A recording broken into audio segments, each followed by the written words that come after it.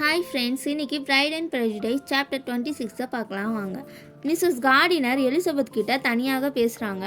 இந்த மாதிரி மிஸ்டர் விக்ரம் அவருக்கு அவ்வளோவா செல்வம் இல்லைன்ட்டும், உன்னோட குடும்ப சூழ்நிலைக்கு நீ பார்த்து பொறுமையாக சரியான ஆளை தேர்ந்தெடுக்கணுன்ட்டு சொல்கிறாங்க. இந்த மாதிரி மிஸ்டர் விக்ரம் மேலே காதலில் விழுந்துடாத, அவரும் உன் மேலே லவ்வில் விழுகிற மாதிரி ஒரு என்கரேஜ் பண்ணுற மாதிரி எந்த மாதிரியும் நடந்துக்காத அப்படின்னு சொல்லிட்டு மிஸ்ஸஸ் கார்டினர் சொல்கிறாங்க.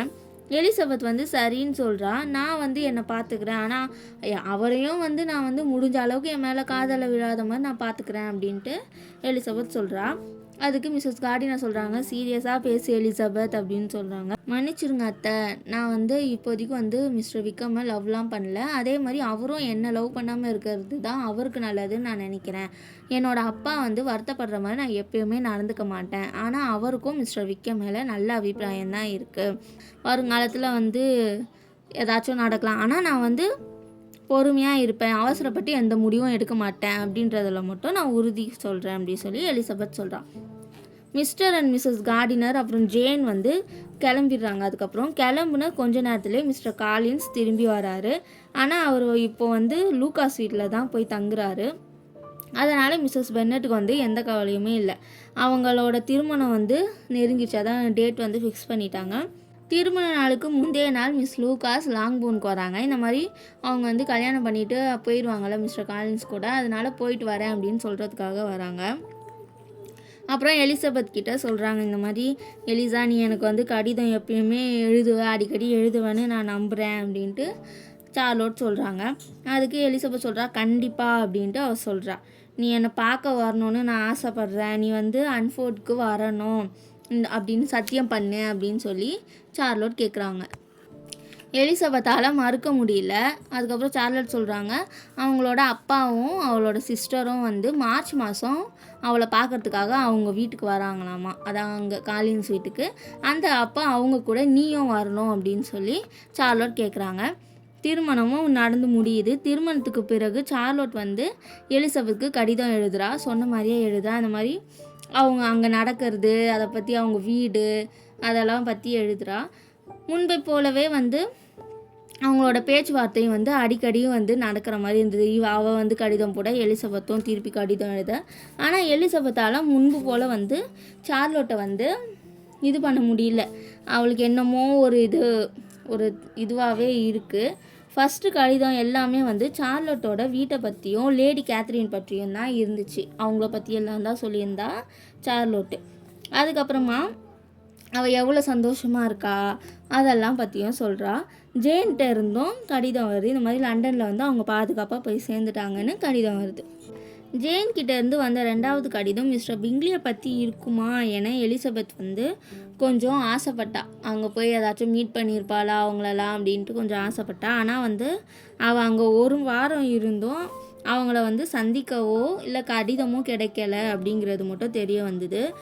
அதுக்கப்புறம் அடுத்த கடிதத்தில் ஜேன் அவளோட அத்தை கூட அவங்க இருக்கிற அந்த சைடு போனதாகவும் கரோலினை பார்க்க சென்றதாகவும் சொல்லியிருந்தா.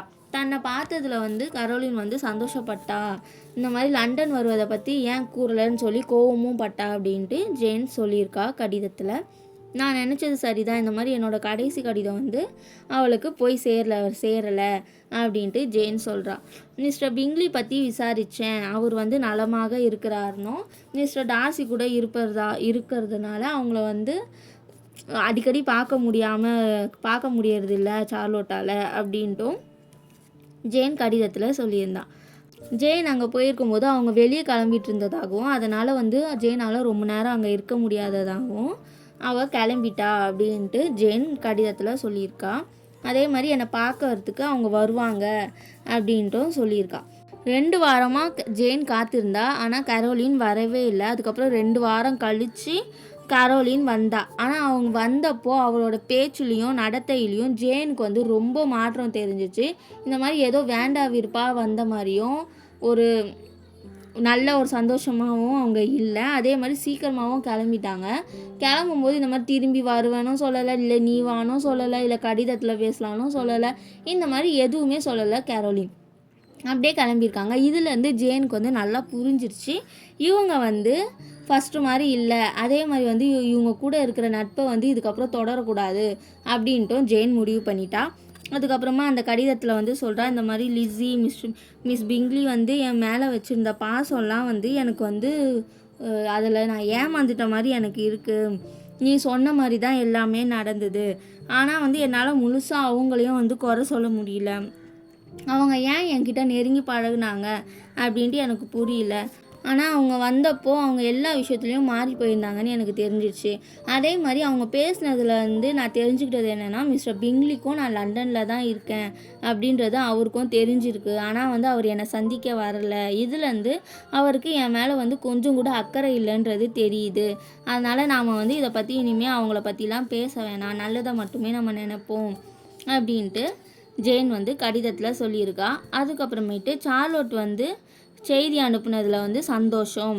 சார் வில்லியம் போகும்போது நீயும் போ, நீ அவங்கள வந்து போய் சந்தி, அவங்க கூட போய் இரு, நீ நல்லா தான் இருப்ப அப்படின்னு நான் நம்புகிறேன், நீ வந்து அங்கே எல்லோரும் நல்லா இருக்கீங்கன்னு நம்புகிறேன்னு சொல்லி ஜேன் கடிதம் போட்டிருக்கா. இந்த கடிதம் வந்து எலிசபெத்துக்கு ரொம்பவே வருத்தமாக இருந்துச்சு. ஆனால் வந்து அவளுக்கு ஒரு சின்ன ஒரு சந்தோஷம் என்னென்னா, இனிமேல் ஜேன் வந்து அவங்கள வந்து ஏமாற மாட்டா அவங்கக்கிட்ட. அதான் அவளுக்கு வந்து ஒரு தெளிவாயிட்டா. இந்த மாதிரி அவங்கெல்லாம் வந்து அவங்களோட அன்பெல்லாம் பொய்ன்றத வந்து அவள் தெளிவாக இருக்கா சொல்லி கொஞ்சம் சந்தோஷப்படுறா. எலிசபெத்துக்கு கொஞ்சம் நெஞ்சம் இருந்த ஒரு எதிர்பார்ப்பு, ஒரு நம்பிக்கை வந்து மிஸ்டர் பிங்லி மேலே இருந்துச்சுல, அது எல்லாமே சுத்தமாக போயிடுச்சு. அவள் வந்து திரும்பி அவரை பார்க்கவே வேண்டாம் அப்படின்ற மாதிரி அவள் நினச்சா.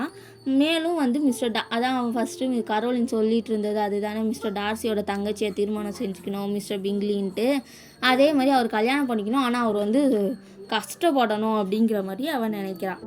அதுக்கப்புறம் எலிசபெத் வந்து ஜேனுக்கு கடிதம் எழுதுகிறா. அவளை பற்றி சொல்கிறா. இந்த மாதிரி வந்து மிஸ்டர் விக்கமை பற்றி சொல்கிறா. மிஸ்டர் விக்கம் வந்து முதல்ல மாதிரி வந்து இப்போ எலிசபெத் கிட்ட வந்து பழகிறது இல்லைன்னவும், அவர் வந்து வேறு ஒரு பெண்ணுக்கிட்ட கவனம் செலுத்த ஆரம்பிச்சிட்டாரு அப்படின்ட்டும் எலிசபெத் சொல்கிறா. மிஸ்ஸஸ் கார்டினர்கிட்டையும் வந்து சில வார்த்தைகள் வந்து குறிப்பிட்டிருந்தா. இந்த மாதிரி வந்து எனக்கு வந்து அவர் மீது வந்து அன்பு தான் இருந்திருக்குன்றது இப்போது எனக்கு புரிஞ்சிச்சு. ஏன்னா இது வந்து காதலாக இருந்துச்சுன்னா எனக்கு வந்து அவர் மேலே வந்து ரொம்ப கோபம் வந்திருக்கும். அது மட்டும் இல்லாமல் அந்த இன்னொரு பெண் மேலேயும் எனக்கு வந்து ரொம்ப வெறுப்பு வந்திருக்கும். ஆனால் எனக்கு அந்த மாதிரிலாம் இல்லை. எனவே இது வந்து காதல்லாம் கிடையாது. நான் இந்த விஷயத்தில் வருத்தப்பட்டதை விட லிடியாவும் கிட்டியும் தான் வந்து ரொம்ப வருத்தப்படுறாங்க. அவங்களுக்கு வந்து இன்னும் வந்து மனுஷங்களோட இயல்பு, உலகம் அது எல்லாமே இன்னும் அவங்களுக்கு எதுவும் தெரியல அப்படின்ட்டு எலிசபெத் சொல்கிறா. இதோட இந்த சாப்டர் முடியுது. அடுத்த சாப்டரில் பார்க்கலாம். Bye friends.